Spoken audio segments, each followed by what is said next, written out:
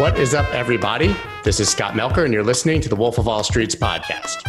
Today's guest is a true trailblazer. Unless you've been living under a rock, you're well aware of the recent news that MicroStrategy, a business intelligence company, publicly announced their decision to buy $425 million worth of Bitcoin with their cash reserve. In this episode, I have the founder of MicroStrategy, Michael Saylor, here to discuss what led him to this epic decision to execute the first public purchase of Bitcoin of this magnitude. Michael, it's an honor to have you. Thank you so much for coming on. Thanks for meeting with me, Scott. Absolutely my pleasure. Once again, before we get into the questions, you're listening to the Wolf of Wall Street's podcast, where twice a week I talk to your favorite personalities from the worlds of Bitcoin, finance, trading, art, music, sports, politics, anyone with a good story to tell.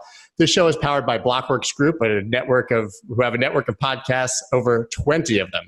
You can find them at blockworksgroup.io. And if you like the podcast and follow me on Twitter, you should check out my website, join my newsletter. You can do both of those things at thewolfofallstreets.io. Now for what's important. So, Michael, I wake up every single day and the first thing that pops into my head is Michael Saylor, bull, bull, bull. I need to know if that song is stuck in your head as well and what you think of it. It's quite hypnotic, isn't it? I'm not even kidding. It's actually the first thing I think of. So first of all, I cannot officially comment on the video, but it's hypnotic, and it does make me think this, which is one of the great strengths of the Bitcoin community and crypto Twitter is there's this massive amount of very creative, inspired, entrepreneurial people. And they're always thinking about how to communicate the message and how to drive awareness. And if I hired 100 people in marketing and I spent $40 million a year and I said, I'm going to market Bitcoin, they would all huddle and they would work through all their ideas. And in 90 days, they would come up with an idea which is about 1/40th as good as that.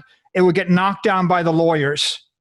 And there's none of that would ever happen. And yet in Twitter, you've got 1,000 people trying 1,000 different things. And if they're really awful, they get one like and they die.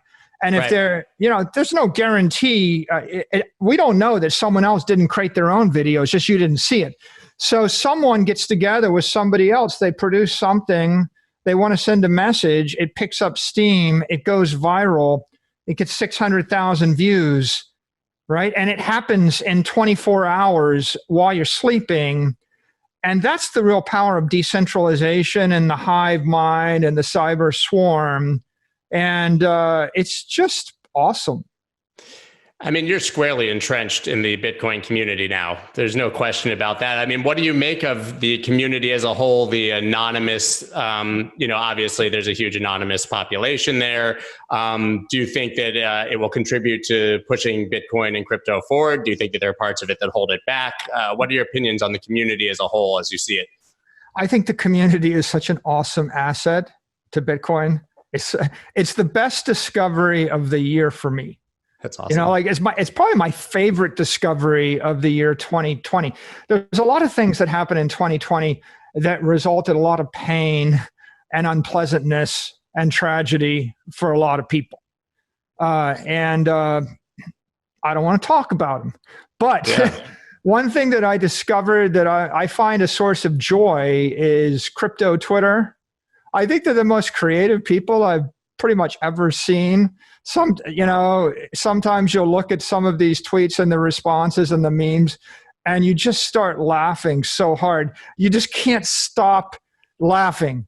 And then I think, well, the people that are holding 30-year government bonds, I don't think they have that much fun. And I've been a big Apple shareholder and a Facebook shareholder and an Amazon shareholder and a Google shareholder and a Twitter shareholder. They don't have as much fun. There's pretty much nothing that I can think of in my life that in the financial sphere that has the kind of culture and personality and aspiration and inspiration and creativity, along with the requisite level of like snarkiness, right? And that you see in crypto Twitter. So I think it's an asset to the entire movement. And even if it wasn't, I just think it's kind of cool. You get up in the morning and you look at Twitter, and it's entertaining, and it's a lot more entertaining than watching cable news. Anything's more entertaining than watching cable news at this point. And you've really embraced the community, I could tell. I mean, you have your own snarky comments and your sort of crazy analogies and metaphors with everyone loves the Hornets. I mean, it seems like it's been a lot of fun for you to really dive deep in and participate. Yeah, I would go on record as saying I love the Hornets. This is amazing. The Hornets are my favorite people in the world.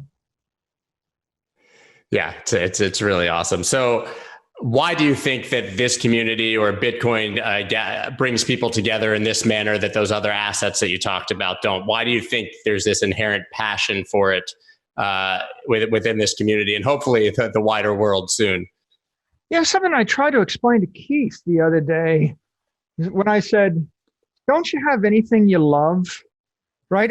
I think that what makes this community special is the whole idea of crypto is a decentralized network that nobody owns, that no company, that no country, that no central headquarters controls. It's of the people, right? It's software of the people, for the people, by the people. And once we start this idea of a crypto network, and Bitcoin is the greatest example of a successful crypto network, now you have an application to store monetary energy, right? Bitcoin is monetary energy. Human beings are they rose from the apes. They rose through the Paleolithic times for one reason. We learned how to manage and master and channel energy. It starts with fire. If there's no fire, there's no humanity, right? We genetically wouldn't be what we are without fire. And then, if you ever think about wrestling with a pack of wolves, pretty quickly you realize you don't want to do that. You don't want to spear them either. You don't want to chase after things either.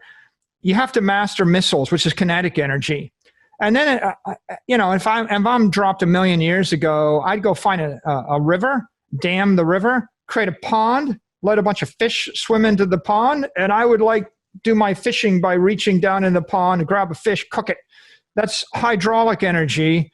And at some point, it becomes channeling gravitational energy, right? Because water is all about gravity. So we can go on from there, right? There's after the chemical and the gravitational and the kinetic energy, there's other forms of energy. There's no human race. There's no civilization. There's no nothing without channeling energy. All of that energy can become monetary energy. Monetary energy, money, is the apex energy. If I have $1 million, I can convert it into kinetic energy or electrical energy or potential energy. If I have kinetic energy or electrical energy, I can convert it back into monetary energy. Now, we put monetary energy on a crypto network. And why did we do that? Because we wanted the crypto network to transcend any company and any country. We wanted it to go long. We wanted it to be a long duration energy network. How long? Well, you want it to last 100 years. You definitely want to last 10 years, right? And I've made the point before that if you put $100 million into any bank in any city in the world, there's a 95% chance that you lost it when the regime changed and when the government failed.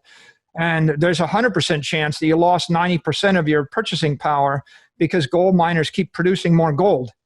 And so that's an energy network that's bleeding power. And whether or not you could say it's bleeding 2% of power a year or 4% of power a year. But energy networks bleed power. Now, what the hodlers understand, and what crypto, Twitter, the Bitcoiners, what they understand intuitively, they don't always articulate it this way, is for the first time in human history, we created a monetary energy network that conserves power. It respects the laws of thermodynamics and conservation of energy. If you drop 100,000 or 10,000 or 1,000 or 1 million or 100 million or $1 billion worth of energy into this network, you can reasonably expect 100 years from now, it'll still be there. You won't have drained it because the miners aren't your enemies. They're not draining energy. Now, what does it take for your $100 million or million or 100,000 or $1 to still be there in 100 years? Well, it needs two things. Technology, right? It needs for the software to run and for the miners to operate. The hardware needs to be upgraded. The software needs to work in a trustworthy fashion. The second thing it needs is a bit of religious fervor and conviction that my son or my daughter or my heir is going to defend the network. And if you adopt the idea that the Bitcoin network must be defended, and it's more important than my company, and it's more important than my country, and it's more important than any short-term trade, now you got to an interesting conclusion, right? And the conclusion is this: if money is power, if energy is power, and if monetary energy is the highest form of energy, and therefore monetary energy is money, and money is power, and if I have a power network which will store and channel energy with no power loss for a long, long time, like longer than I'm going to live, we're talking about immortal power. And if power is intrinsic to life, and it is, you got to feed yourself, you have to heat yourself, you have to protect yourself. You're talking about immortal life. And that's the fundamental idea that oftentimes isn't articulated. But Bitcoin's the closest thing we came up with in the history of the world to a network that offers the possibility of immortal life. And I'm not saying immortal life for an individual. Obviously, of course, we're not going to live forever. But my point is, I walk past a park and I want it, and I think, wouldn't it be great if the park stayed green and healthy for the next 100 years? And I have some money, and I endow it into the Bitcoin network, and I leave it, and the Bitcoin network protects it, and that money feeds the maintenance of that park. Then I can actually bequeath a park to the city for 7 years after I'm dead. And maybe it's generational wealth. Maybe I'm doing it for my family. Maybe I'm doing it for my religion. Maybe I'm doing it for my political persuasion. Maybe I think you should save the whales or save the seals or whatever you think. It doesn't matter, right? This is all about preserving energy and channeling it toward the thing that I love and I believe in for as long as I believe in it. And there's no other asset you can buy. There's no other place you can put your money that holds that kind of promise that Bitcoin holds. And that's what I think makes it special and inspires so much passion and devotion amongst the hodlers. Was that your view on Bitcoin from the beginning, or were you a skeptic like most? I guess we started ignorant. Like, first I was just ignorant. Then I was skeptical. Then my mind was opened by circumstance. And then I became interested. That led to being enamored. That led to more study and eventually resulted in conviction. Was that circumstance the global events of 2020, or are you talking about something previous? I think the formative event for a lot of people that are coming into Bitcoin right now is March 2020. If you wanted to specifically say what it is, it's the K-shaped recovery, Scott. Right. I mean, at the point that the economy shut down and Main Street went to, 75% or 60% of economic output, which is pretty obvious to anybody walking around. You could see that the economic output was compressed by 20, 30, 40%. At the point that happened, and then we saw a V-shaped recovery in Wall Street, it's like a set of financial assets had an immediate V-shaped recovery, and a set of actual operational assets had not a recovery. And I'm very sensitive to that because I live in both worlds. Personally, I'm an investor. I'm a big tech investor in my personal portfolio for a decade. And so I rode that wave, and I know what it's like to be an investor and think like an investor. My other day job is I run a company, and I have thousands of employees and thousands of customers, and we have to produce something. We have to make something, market the thing, sell the thing, service the thing in a competitive world. And so when you're on Main Street and you're thinking about selling and doing something, you have one set of requirements, and when you're on Wall Street, you have a different set. And so I think when I saw that Wall Street had an immediate recovery and Main Street did not, I think that that caused me to lose a bit of my, well, what would be the word? It's like it shakes your faith. Yeah, remove the blinders in the to system. some degree. Yeah, shakes your faith in the system, and you know, the first thing that has to happen is, well, if all the stocks are immediately recovering, even though Disneyland is closed, right? Yeah. If you know, even though the airlines are down 95%, but airline stocks are moving up. If that's happening, then you have to ask the question, why is that happening?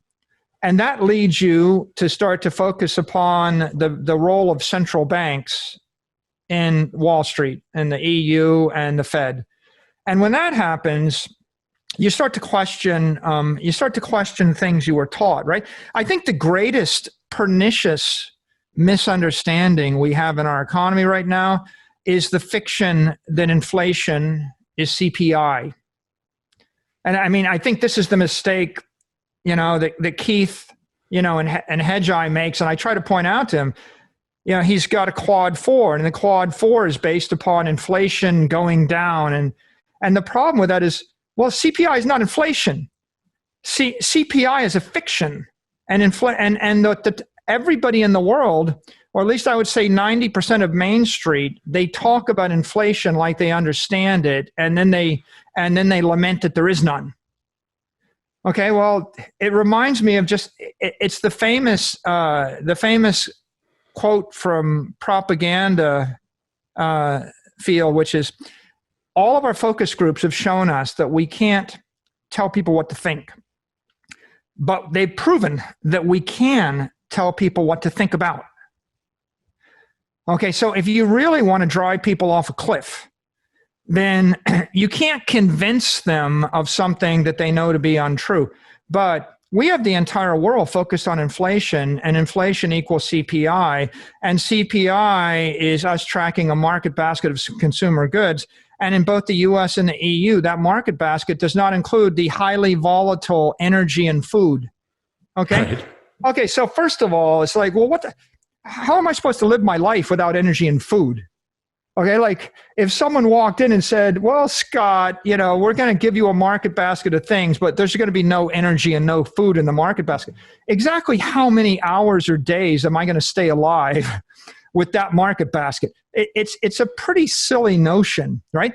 Just on its surface to say, I'm going to track a market basket of consumer products with no energy and no food. But it gets said, you know, it's like the preferred inflation metric of the central bank of the EU or the US. It's like, why do they get to choose? Right. Why do they get to choose what their preferred metric is? Second of all, everybody nods, oh yeah, we cannot include energy and food because they're highly volatile. That sounds like a Jedi mind trick to me. These are not the droids you're looking for. You're not the one. Okay, tell me one person on the planet that doesn't want energy and food. Okay, but let's put that aside because it's a classic example of misdirection. Because the massive elephant in the room here is the market basket ought to include assets. It ought to include real estate. It ought to include education. It ought to include scarce art. It ought to include the number one asset that the market basket should include is retirement, an annuity. Basically a bond, a risk-free annuity. That is what everybody on earth strives for. They call it social security. Security, the ability to live my life and not starve to death and not run out of stuff. If you actually put that into a market basket of consumer goods, By the way, Bismarck started this in, 1860 or whatever, and he had this idea of Social Security. He declared that the modern German state was going to provide Social Security to all the citizens at age 65. The average life expectancy was like 45. Of course. Again, misdirection. I'm going to get Social Security. You won't live to get there, but I'm going to give it to you. Typical political thing. Now we live 30 years past. We have the opposite problem. And we still think 65 is the right age. So the problem with inflation is what ought to be in the basket is Social Security or an annuity. And if it was in the basket, the inflation rate would start to track the monetary expansion rate. And this is the epiphany, the shattering understanding, which is inflation is not CPI. CPI is not a proper metric. Inflation is a vector. I can reasonably calculate any inflation rate I want, and I can get to a number between minus 4% or minus 10%. I can find deflationary things that'll be minus 10% to plus 25% or plus 25% in the US. And of course, other countries, you get something different. And presumably, if the long term, the interest rate, the risk-free interest rate on a 10-year, right? The 10-year rates went from like 2.5% to 50 basis points in 12 months. And that means that the bond that gives me $50,000 a year in income, which is the retirement pay of someone that worked their entire life in the civil service. I know my father's a retired officer, retired non-commissioned officer from the Air Force. So if you wanted that retirement, that was $1 million asset in 2010. Right. And in 2019, that was a $2 million asset. Okay, so whatever, 9 years, 100%. Go figure, was it 8% inflation or something? Yeah. And then in 12 months, it went from 2 million to 10 million. 10 million, yeah. Okay, so when something goes in cost from 2 million to 10 million in 12 months, what's the phrase we use for that? Hyperinflation? I would say hyperinflation. In this community, we would say scam, but hyperinflation, yeah. So we saw hyperinflation in annuities when COVID hit, but no one called it hyperinflation, and every politician and the heads of the central bank stood up and lamented that we have no inflation, right? And so that's the Jedi mind trick. And of course, the hyperinflation was in assets.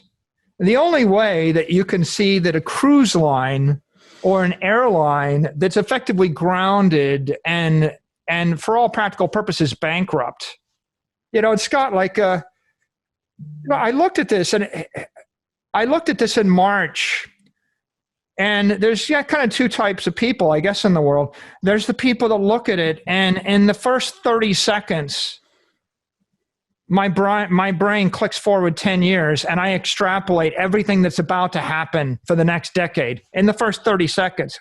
And it's pretty brutally painful, right? It is. Right? And it's pretty obvious that half the real estate assets are impaired, and it's pretty obvious that Disney World and cruise lines are not coming back the way they were. And I'm in the business where I have people flying around everywhere. What happens?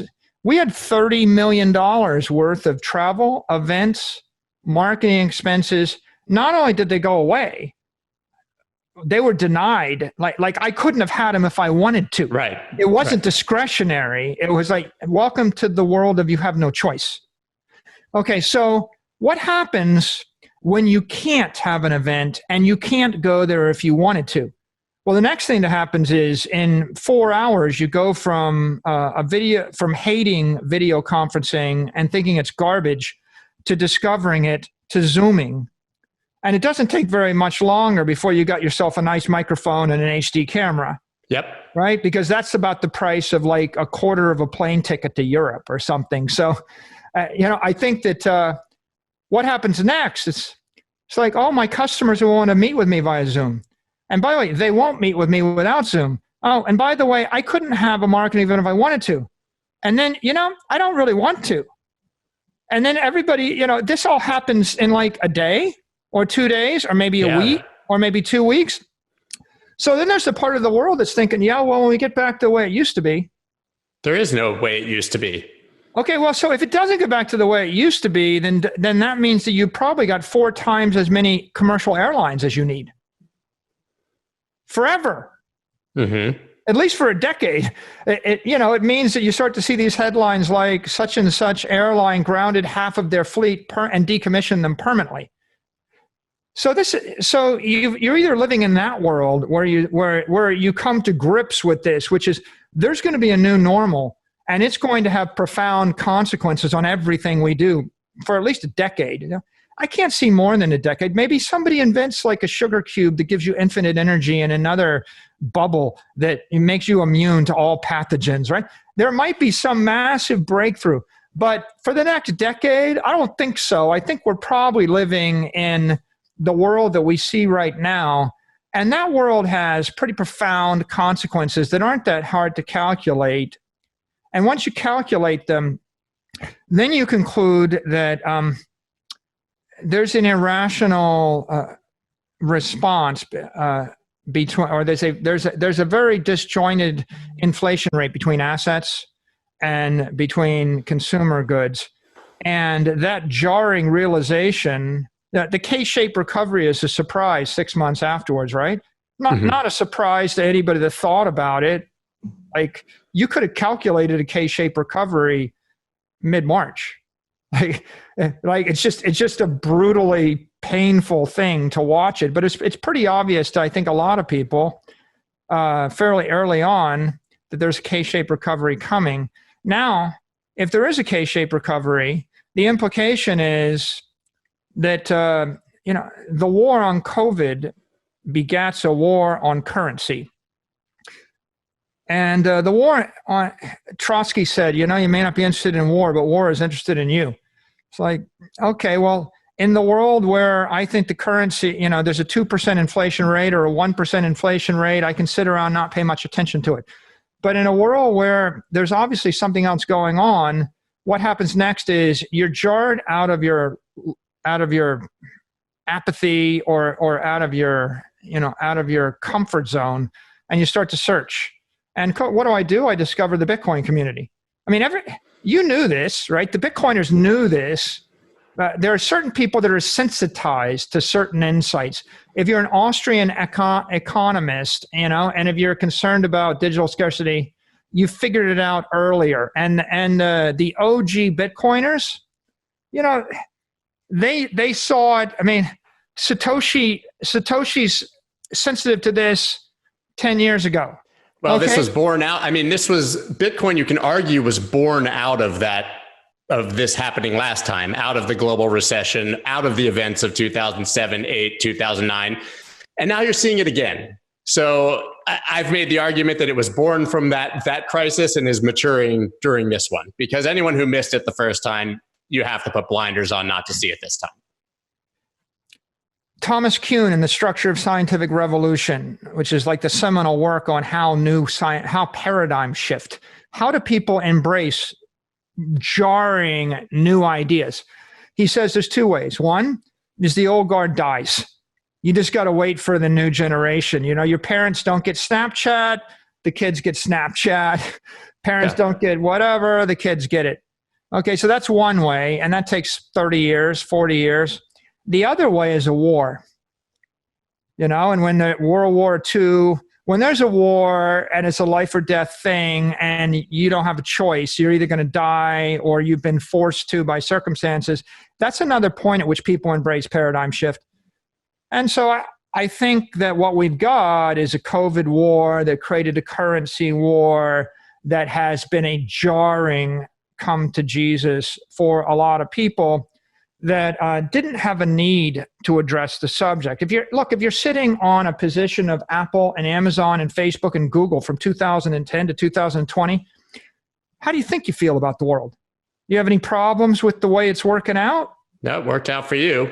You make 20x your money, right? So if the world is that, if you're floating on that liquidity pool and it seems to be working out, then of course you don't go digging deeper.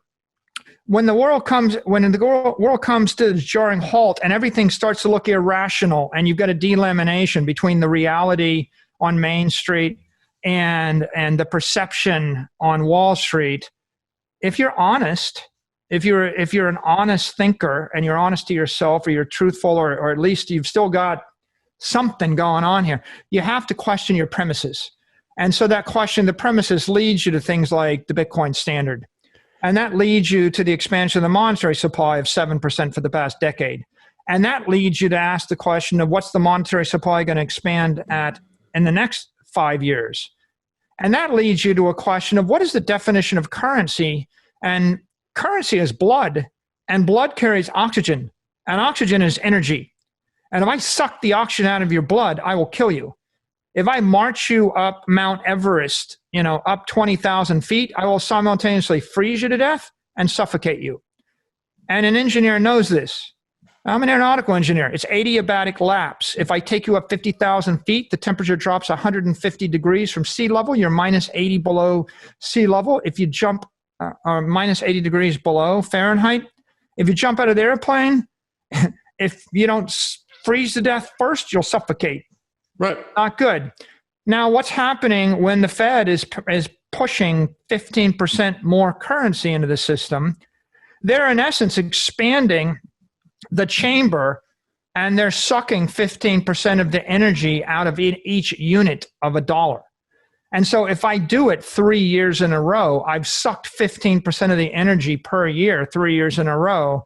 If I just keep doing it, it's like the fish in that fish tank when there's no oxygen left in the fish tank and the fish all die. We're sucking the oxygen out of the room, and if you don't suffocate, you're going to freeze to death. And now it's parabolic. I mean, it's not a new policy, right? It's not like we've never seen central banks printing before. But as you said, starting in March, now it's literally gone parabolic, and I don't think there's any reversing it. Now, how can you ignore it? I pointed this out, and I don't think everybody fully grasps this idea, because I didn't grasp the idea, to tell you the truth, Scott. And I thought I was a good investor, but this year made me a much more sophisticated thinker with regard to this than maybe previous years. You don't learn from success. You learn from failures and from jarring experiences. So why did Google, Apple, Amazon, Facebook, why do they work in the last decade? Well, one reason they work is because their cash flows are growing faster than the rate of monetary expansion. If the money supply is expanding at 7% a year, and if Google is turning in 20% a year, year-over-year growth, and they were, and Amazon is, and if Facebook is, and if Apple is, right? By the way, I'll leave Apple for a second. The other three, they're obvious growth stories. If you can grow your cash flows 20% and the monetary supply expands for 7%, that's a store of value. Okay, what happens if you can grow your cash flow 3% and the money's expanding 7%? Well, you're going to dilute value, because the net present value of the discounted cash flows looking into the future, you have to discount it by the monetary expansion. And so the net present value of the cash flows doesn't hold value once your cash flow growth is less than the rate of monetary expansion. You're losing more from the money printing than you're gaining from the growth. Right. So how do you solve that? And the answer is you short the dollar. Another way to say it is, I buy back half my stock with debt, and if I take out half of my equity, then my cash flows aren't growing at 3%, or my EPS isn't growing at 3, it's growing at 6. So, or 7, right? So if I want to get my EPS growth ahead of the monetary expansion growth so that I hold value, I have to load up in debt, or I have to leverage up. So one conventional way to actually to keep ahead of cost of capital, by the way, this is an epiphany too. The cost of capital for a company is equal to the rate of monetary expansion. If the money supply was fixed, if it wasn't expanding, and you generated 4% cash flow growth a year, it actually is a pretty good store of value. Yeah. Right? The problem is when the money is expanding at 10% and you're growing 4%, and the cash flows you're putting into the treasury are being debased faster than the rate at which you can grow them, that's not a good store of value. So the conventional approach of every CFO, I think for the past decade, is if you get this, is I guess I got to borrow a lot of cheap money, right? Low interest, I borrow money, I buy my stock back.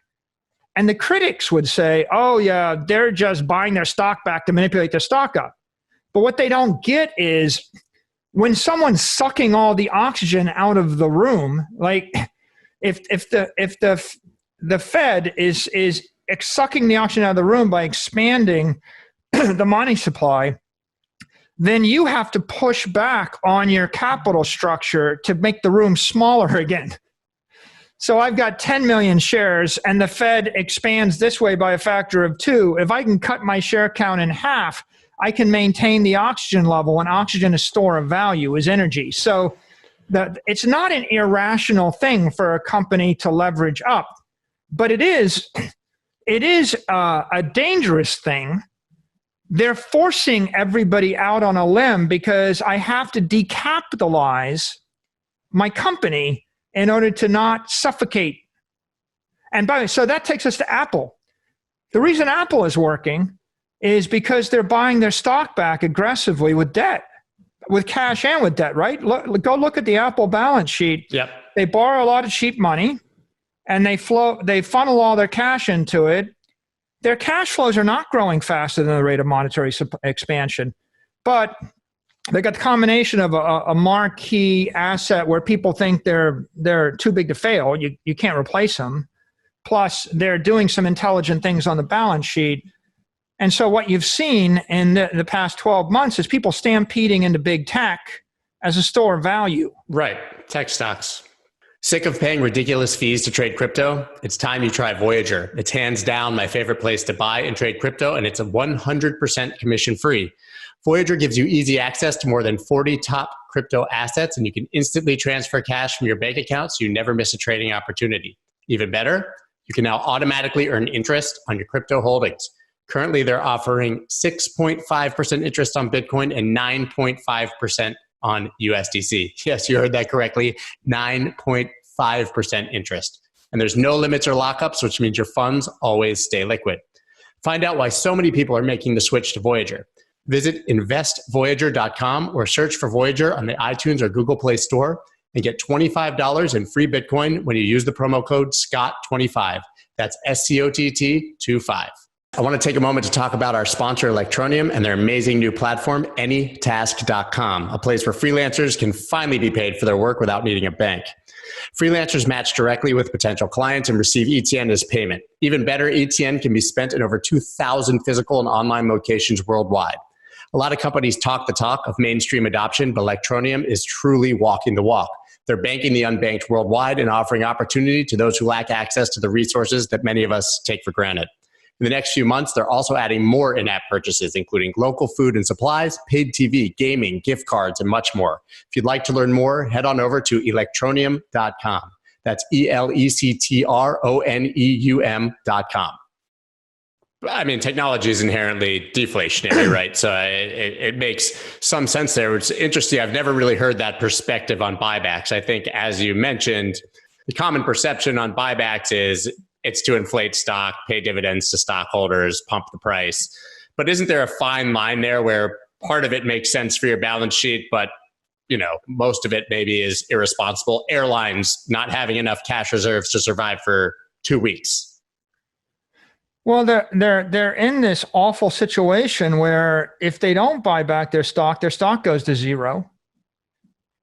And if they don't take on the debt, right? Like, for example, right now, if these companies hadn't taken on debt, they would be insolvent, right? I mean, like for the past 6 months. So you're either insolvent or your stock goes to zero.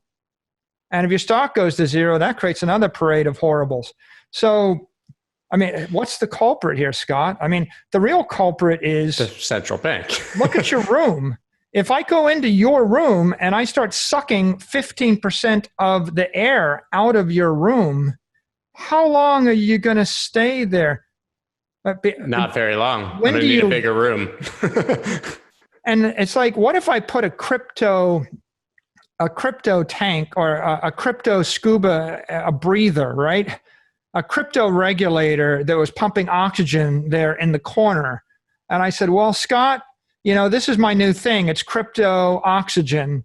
And you look at it and you're like, I never done that before. That looks kind of strange. And I don't think I need it, right? When you're at a resort and the sun is shining and there's beautiful sandy beaches and a nice pool, and you're swimming around and someone comes out with scuba equipment and a regulator and they say, you want to try this? And you're like, well, I don't know, maybe not. Maybe I'd rather have a margarita and sunbathe.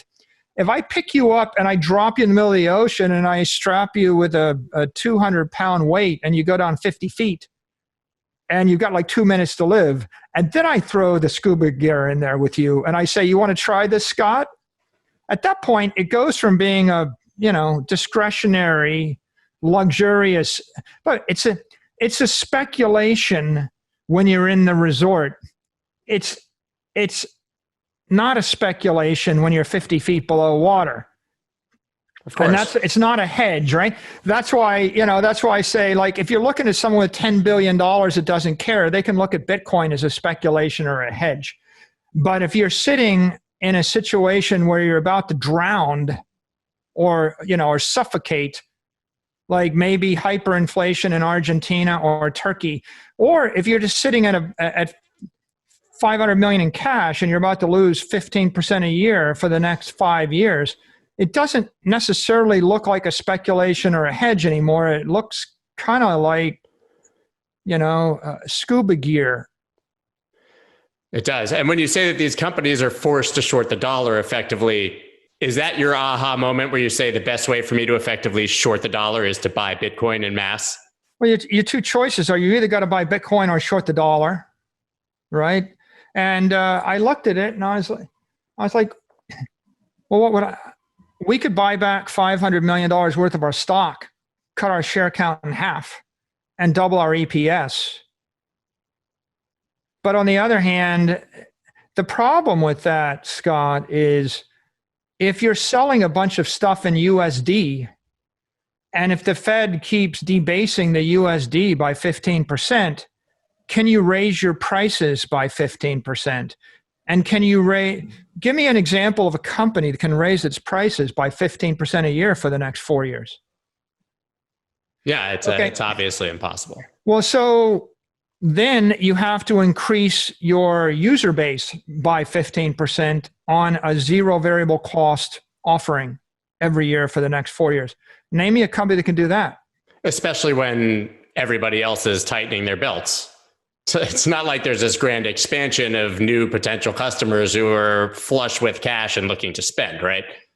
Well, the world's full of, half the companies couldn't if they wanted to, right? There's no way that an airline or anybody with a high variable cost or high energy component or high manual labor component in their offering, there's no way they can do it even if they wanted to.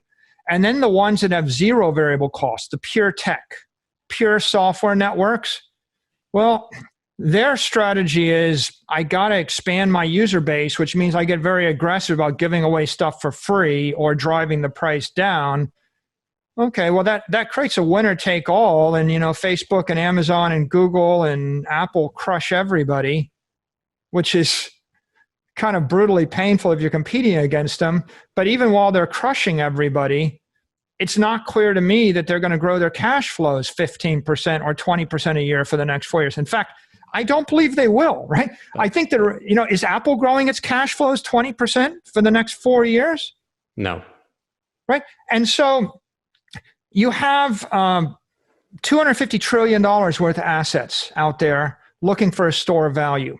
And they're sitting in real estate and sovereign debt and corporate debt and municipal debt and equity and gold and, you name it, everything you can think of.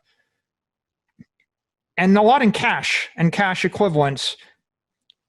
Well, they all have to find a store of value, and you've got bankers that are debasing the currencies. So the immediate impact of debasing a currency, and then the first order impact is you suck all the energy out of the currencies, out of euros and dollars. Then you suck the energy out of your fixed long-term bonds, right? And then you suck the energy out of equities that are based on cash flows.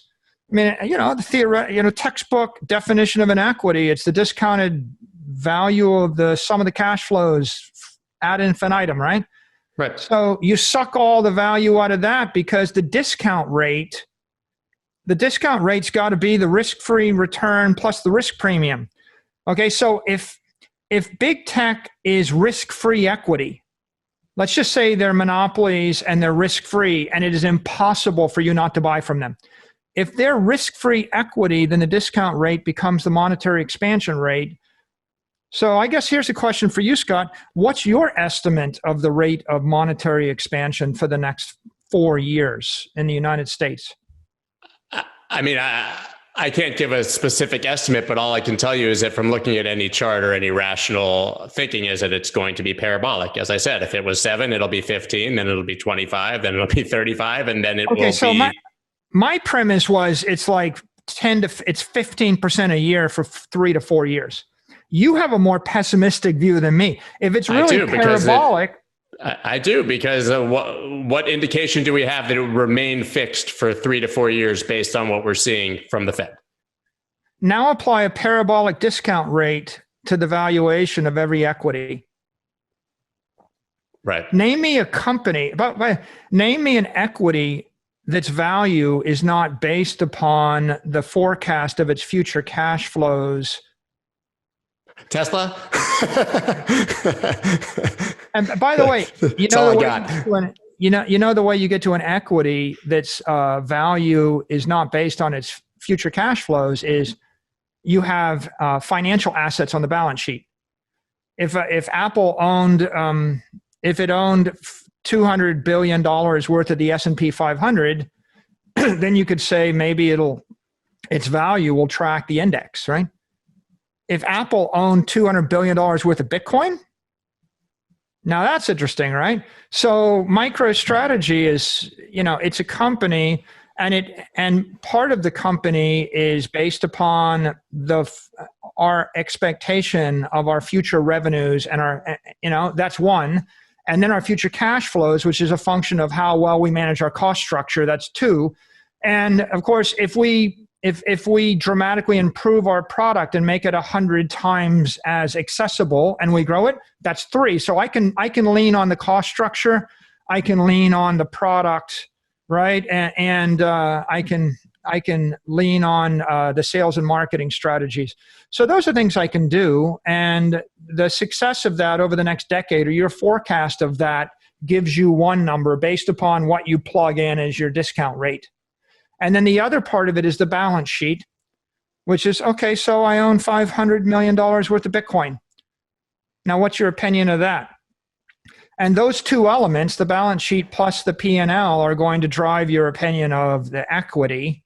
And so we did what I thought was just the only obvious rational thing I could find to do.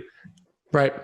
People say, well, aren't you worried about the risk? It's like, I put a weight around your neck and I threw you 50 feet below the Atlantic Ocean and I dropped a scuba tank with a regulator with some oxygen in it.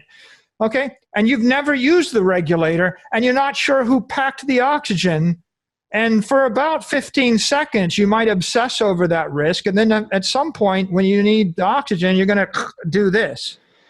And absolutely, I can't guarantee you for the next 100 years that Bitcoin is going to be the immortal power source that's going to be perfect. I can't guarantee that. It's just, I can guarantee you one thing, which is that the central banks are going to print a lot of money.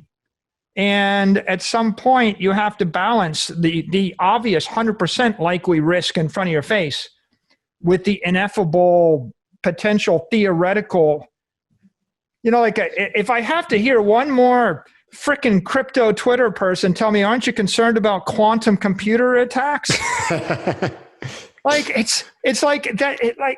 You guys, you're going to sit and hide in your basement, shivering, never making any decision, never taking any investment choice because you're afraid of a quantum computer theoretical attack?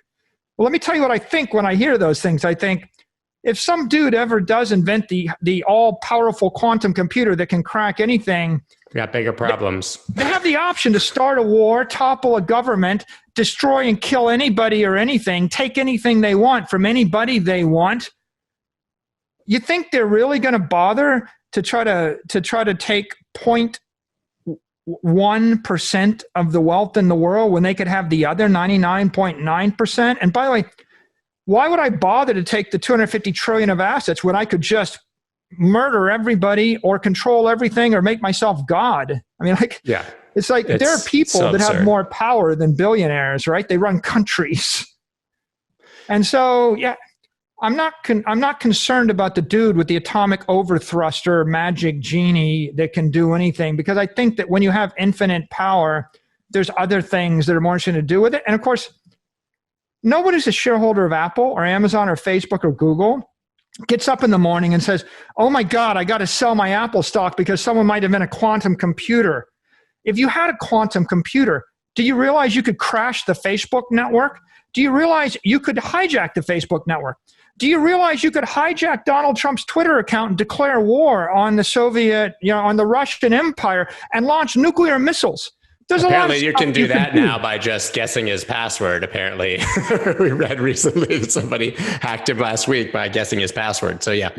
So the bottom line is there are people paralyzed in fear, and then there are others that engage in creative mental gymnastics to conceptualize some snarky comment to keep you from doing some common sense thing. It's like, I'm sucking the oxygen out of the room. You're freezing to death. The obvious answer is stop marching the Boy Scout troop up Mount Everest while you declare the altimeter to be at 0. At some point, march them down to sea level where there's oxygen and where it's 70 degrees, and then try to live your life there and stop worrying about the fact that, well, that's a place we've never been before. I know. The history of migrations is people go places they'd never been before because the alternative is to stay in some place that's untenable. You've mentioned the analogy a few times of being placed underwater 50 feet and being given an oxygen tank, right? And I think that it's an obvious analogy that anyone in their right mind, will eventually take the oxygen instead of dying. One could argue, though, that you, in your personal situation, and certainly MicroStrategy, you were still probably sitting on the beach, right? I mean, by no means were you 50 feet underwater or at risk. You talk about, obviously, people who've held FANG stocks for the last 10 years. They don't really worry about it. Their premise is not altered. But you jumped ahead, right? And you saw the scenario where you could be 50 feet under. Why did you care enough, right? I mean, you have plenty of money. You yourself have said you own over $200 million worth of Bitcoin. Your company owns $500 million worth of Bitcoin. Why did you make that jump when it wasn't the desperate situation that you described? I suppose I became disenchanted with the status quo, and I felt like it was the right thing to do. But most people who are doing well don't think that way, in my experience. I said to somebody on a previous podcast, I said, when the war breaks out, you got to choose sides. And I thought about who I wanted to be aligned with, right? And I looked at the world and I thought that the Bitcoiners and the maximalist and the Austrian economist and the libertarians and the freedom lovers and those who worship truth and those that are optimistic about the future of humanity and the entrepreneurs and everybody struggling to create something beautiful on this earth that offers the prospect of personal sovereignty, long-term value. I thought that those were the right people. And I didn't I didn't feel good about not doing anything about it, right? And I can't fix every problem in the world. I know that. You got to choose your battles. There's a lot of unpleasant stuff that happened this year, and there's a lot of tragic things that happened this year. This is something I could do. So I decided I was going to do this thing. It's the right thing to do. And I wouldn't, I got to the point in my life where it's like, I don't really need anything else. Right. I got a lot of stuff. 7 yachts, 6 houses, 5 jets. I have a lot of stuff. Don't need anything else. But there's one thing you need, which is you need a reason to live. And I kind of felt like I ran out of that thing at some point. I can't feel proud. I don't feel proud of winning if I win the wrong way. It's not right. There's just something that's not right. And so I looked around and I said, well, Bitcoin's right. Bitcoin's right. So I guess everybody comes to this in their own way. They got their own personal drivers. That's my driver. It's really interesting to hear. And I'm curious, since obviously you've been evangelizing for Bitcoin now, and it's very, very much at the forefront what you've done, are you hearing from other CEOs, other people in similar positions who are now considering this since you've had the balls to be first? Yeah.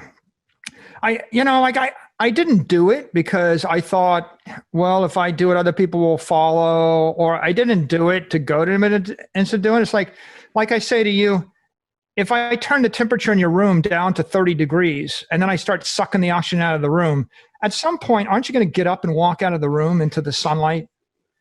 And at some point, if 50,000 people like you also had the temperature turned down and they also had the oxygen sucked out of the room, when you got out of your room and you look to the left and the right, you think you might find some rational people or some people that shared your values that might also walk out of their room. And then you might say, well, that's good. I'm not alone. You find some brotherhood in that, right?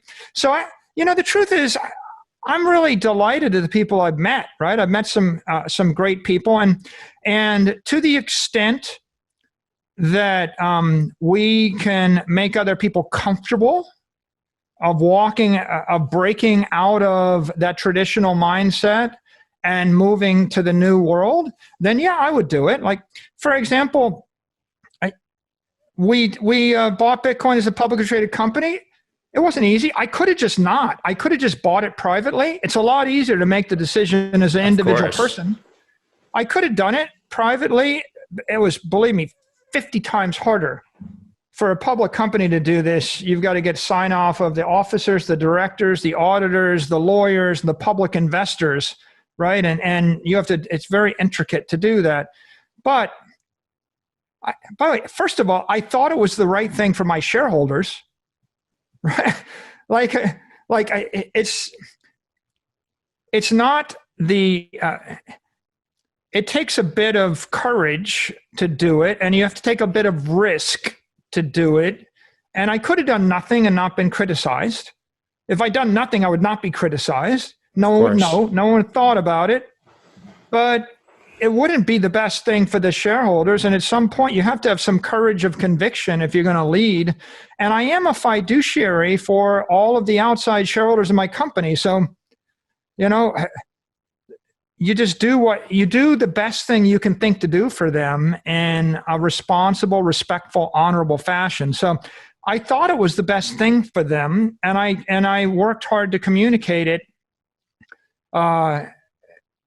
in the most responsible fashion. And I think we've done that pretty well. But after we did it, right, that meant that takes a bit of the stigma off of doing it for other public companies. And now we're still leading the way, and we've got a lot more work to do in communicating and creating that roadmap. But to open up the channel for publicly traded companies to invest in Bitcoin, I thought was appropriate and a good thing, not just for them. But if I was sitting and talking to Jack Dorsey right now, I'd say, and to his board of directors, I'd say, well, Jack, maybe your board doesn't want to do this, but let me talk to them. Guys, you have $5 billion here at Twitter, $4 billion at Square, whatever the number is, you're losing 20% a year. You know, according to Scott, you're going to lose 80% of it. If you don't believe him, you know, come up with your own discount rate. If you guys went and bought $5 billion worth of Bitcoin, do you know that you would probably make $25 billion off of that trade? Like you want to, you know, so you want to do something. You're up a couple $100 million bucks.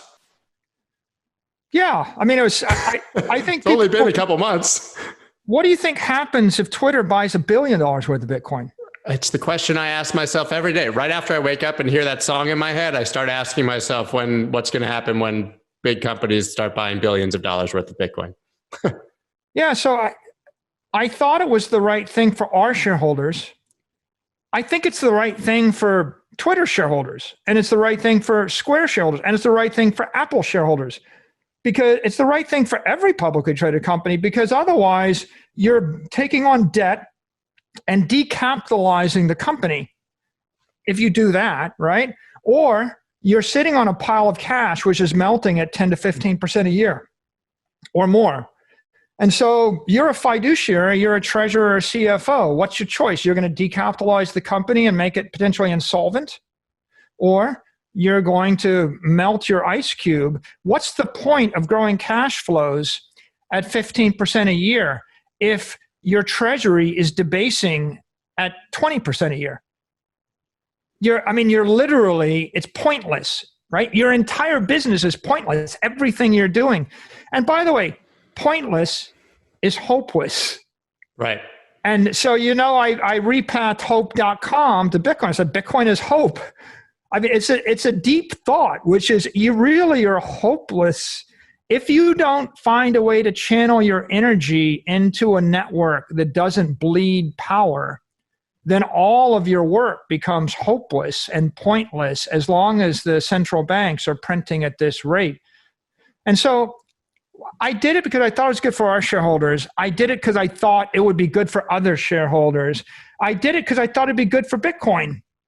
And did I know anybody would follow me? No, I didn't know. But it's a matter of conviction and character, you know, and like there's a lot of people doing difficult things in the world.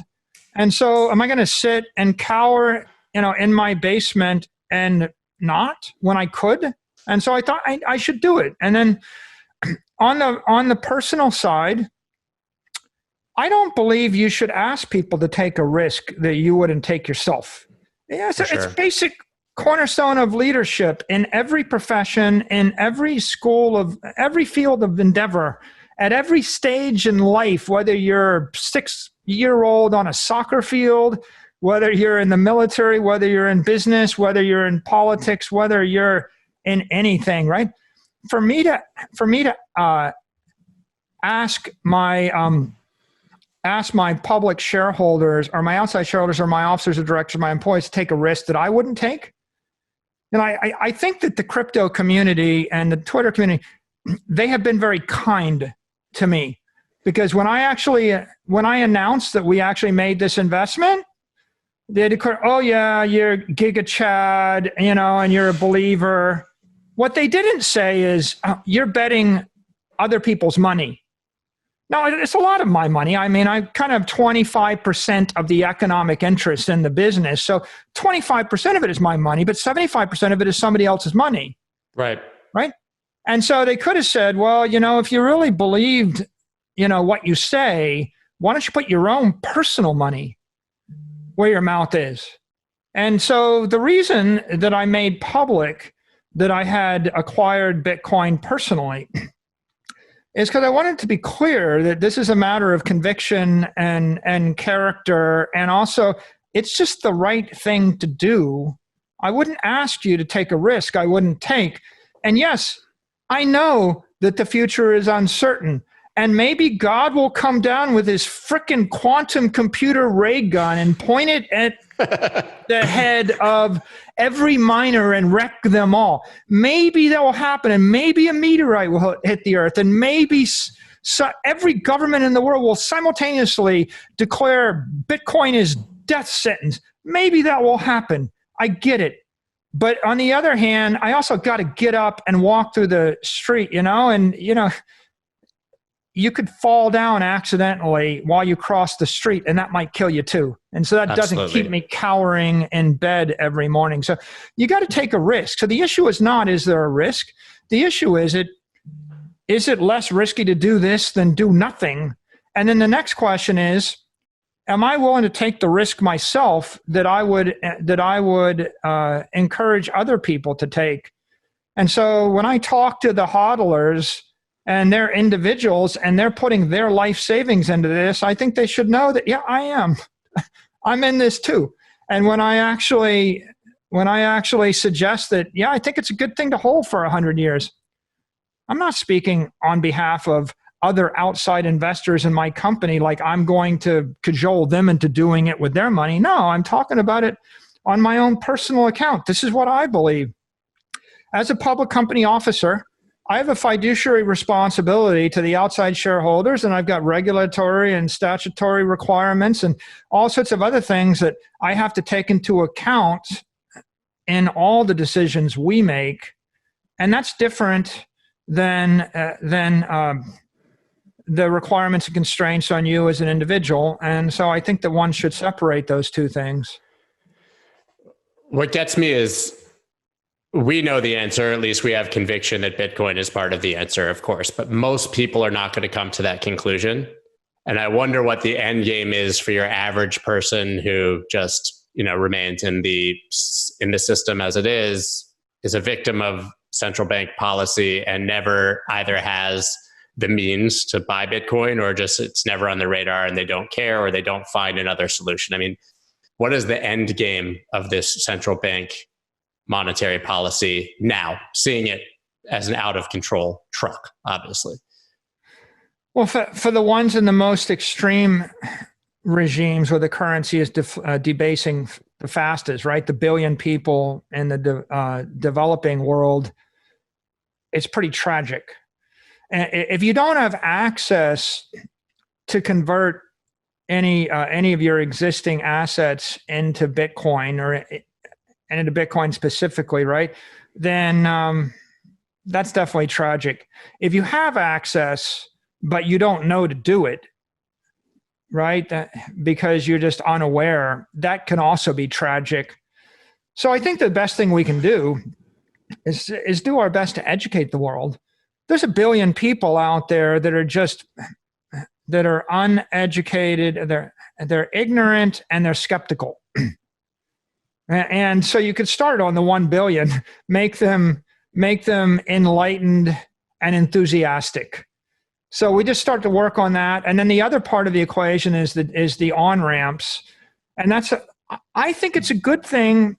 By the way, if you want to help the billion people that have $1,000 a year in annual income, the best way to help them, and this will be controversial, would be if a company like an Apple or Twitter or Google or Facebook bought $10 billion worth of Bitcoin, and if the Bitcoin price went to the moon, there would be such a surge of electricity that you would have 1,000 exchanges spin up, and you would have the Binances and the Coinbases and the Krakens and the Hobies of the world and the VC of the world, and they would launch 1,000 of these exchanges, and they would ripple through Africa and Asia and South America and every part, and the publicity and the awareness would go through the roof, and the amount of political lobbying and the amount of marketing would go through the roof,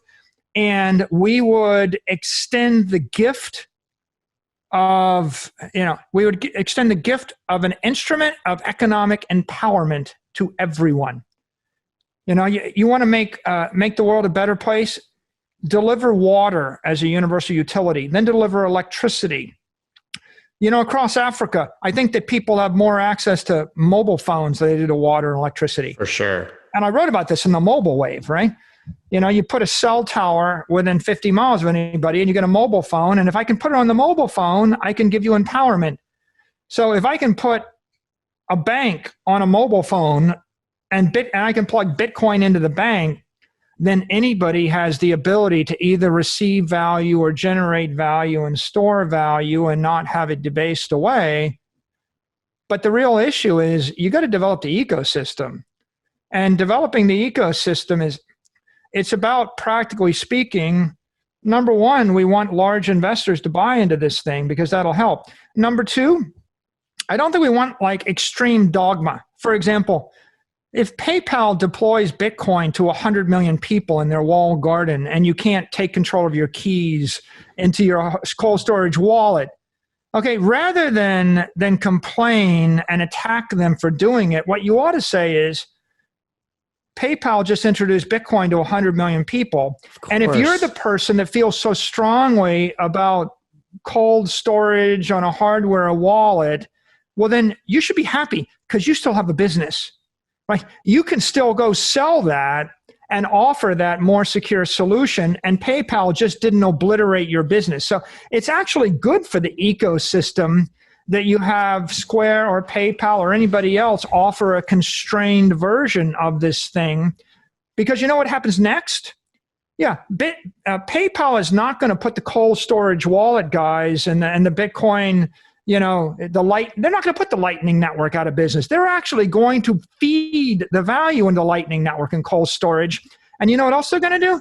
They're going to go lobby every politician and every jurisdiction in the world in order to benefit, protect, and defend the interests of Bitcoin.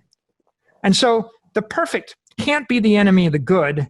What you want is billionaires, billion-dollar investment entities, large corporations, all of them to embrace at least some piece of Bitcoin and spread it everywhere in the world. And then if you have a particular view about something that should be done and they're not doing it, instead of criticizing them, take it as an opportunity to do it yourself. And if you're right, you'll make a crap load of money. And if you're wrong, the market will determine that you're wrong, and maybe your idea wasn't that important after all. And, Scott, like, one of the things is that's one of the benefits I have is I have 30 years in business, and I've had a lot of ideas, and I launched a lot of ideas, and some worked and some didn't work. You have to have and by the way, I never launched an idea that I didn't passionately believe in and love. I never launched a bad idea. They were all good ideas. Bad ideas aren't what sink us. It's good ideas that just don't work that sink us. And so the market determines whether it's a commercial idea. And in this particular case, I think what we want to do is grow the ecosystem, let all the ideas fight it out in the marketplace. And as the entire Bitcoin community gets bigger, if your agenda is you just want to make money for some evil capitalist, well, that can be good for all of us. And if your agenda is to help the billion people in sub-Saharan Africa, that's good too. And they actually both have aligned interest at this point in time, which is kind of a thing of wonder, isn't it? I mean, it's kind of a beautiful thing that you have so many different constituencies that all have an aligned interest, and you can benefit everybody in every way if you move forward constructively. Which disincentivizes bad actors as well. Even it disincentivizes bad actors. I mean, that's the beauty of cryptocurrency, Bitcoin in general. And then you can obviously, there's the sort of infinite regress going into the different altcoins and stuff. But I mean, you have a system where greed can be good, and it benefits you if you want to be greedy to help the system. It's greed in search of truth and life and beauty. And if that's greedy, then questing for truth, life, and beauty and timeless elegance isn't something to be ashamed of.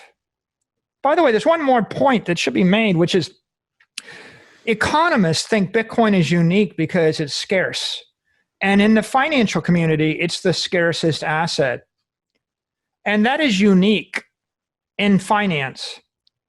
But if you're an engineer, and I'm an engineer, and I was surrounded by engineers at MIT, civil engineers, nuclear engineers, aeronautical engineers, electrical engineers, all sorts of engineers, and the purest engineer, not software engineers are kind of quasi engineers because they can cheat on a lot of things, because in cyberspace, you get to, you're not really subject to the laws of relativity and thermodynamics and the likes. So computer scientists, I put it in a different category. But if we think about all the other engineers, hydro engineers, naval architects, naval engineers, chemical engineers, scarcity is not unique. Scarcity is the law of thermodynamics. Scarcity is conservation of energy. Scarcity is Newton's laws. Scarcity is pretty much all physical laws. Conservation of energy, mass energy, they must be conserved. The entire universe works on the principle.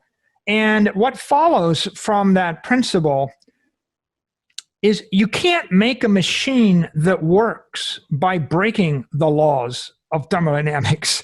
And you can't break Newton's laws and make a machine that works in most regimes. So engineers know the plane won't fly, the ship will sink, the building will fall apart, the bridge will shake itself apart, the HVAC won't work. Pneumatic systems, people they talk about, Bitcoin is interesting, but it doesn't form a leak. Build a pneumatic system with a leak. Build an electrical system with a short circuit. Right? Build any a hydraulic system with a leak. They don't work. And so what's interesting here is if you're an engineer that built anything that ever worked, which our world is based on, they all know you have to bow down to the laws of physics and respect the laws of physics. And Bitcoin is special because it's the first economic system that respects the laws of physics, and everybody's breaking the law everywhere else. They're breaking the rules in bonds and equities and cash and gold and silver. All of these things have leaks in them. And the only reason that economists didn't have to face this fact is because we never actually created a system that didn't have a leak in it. This is the first time someone figured out how to create something that respects the law of conservation of energy and apply it to monetary economics and the human condition. And so that is profound, and yet it's profound to an economist. It's utterly ordinary to an engineer. A freshman engineer in their first semester at MIT, if they had turned in a paper designing a hydraulic system that did not respect the law of conservation of energy, they would have flunked. F. And so you ask, well, how can I get convicted about this? How could I be passionate about it? It's like we finally respect the engineering principles of the world and we apply it to monetary energy. We created a software network that stores monetary energy without power loss. I say that, people still don't get it. Like most finance, they just don't, it's not clicking with them. We invented fire here. We invented fire. It's like, what could be more profound to the economy of the world than creating a network which will store and channel power through time and space with no energy loss.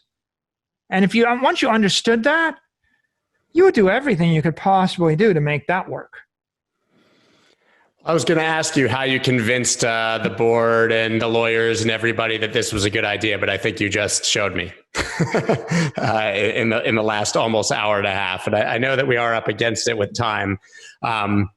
I have to say, personally, I know it's only anecdotal, but being in this space for a long time and having people call me crazy, all my friends, I went to the University of Pennsylvania, Wall Street, everybody headed to private equity and hedge funds. And when MicroStrategy made their purchase, a lot of those people called me for the first time and didn't think I was crazy anymore. So I have to thank you even personally just for that.